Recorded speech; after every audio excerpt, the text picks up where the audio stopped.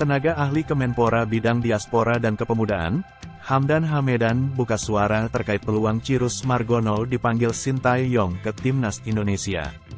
Hamdan Hamedan kembali buka suara mengenai kiper Panathinaikos B, Cirus Margono yang sedang memproses jadi WNI.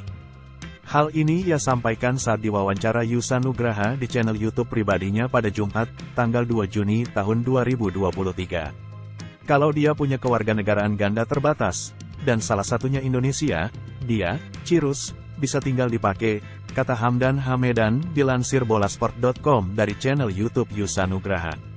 Karena dia punya paspor Indonesia juga, tidak perlu naturalisasi. Kecuali dia terlambat memilih, sebelum 21 tahun.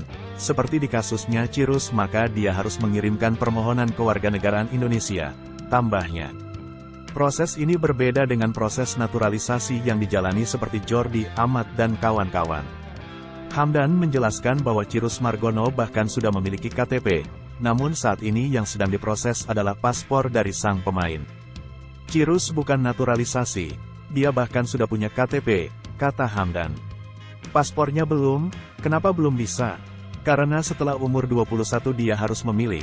Ketika akan dibuatkan paspornya itu belum bisa karena dia belum memilih kewarganegaraan Indonesia. Jadi dia harus melakukan permohonan kewarganegaraan, di mana dia memilih Indonesia, mengembalikan paspor negara lain ke kedutaan negara lain itu, baru dia bisa mendapatkan paspor Indonesia, tambahnya. Hamdan Hamedan lebih lanjut juga bicara mengenai peluang Cirus dipanggil ke Timnas Indonesia. Jadi pemanggilan pemain itu 100% kewenangan pelatih, kata Hamdan. Yang dilakukan Cirus Margono saat ini adalah berusaha untuk eligible untuk dipanggil Timnas Indonesia. Saat ini Cirus belum eligible, masih dalam proses permohonan kewarganegaraan Indonesia. Ketika proses itu sudah rampung, dia sudah disumpah dalam beberapa bulan ke depan, maka dia berhak mendapatkan paspor. Ketika dia mendapat paspor Indonesia, dia menjadi eligible untuk dipanggil, tambahnya. Meski demikian, Hamdan kembali mengingatkan bila pemanggilan pemain 100% hak pelatih. Tapi kewenangan memanggil pemain 100% hak prerogatif pelatih, ujarnya.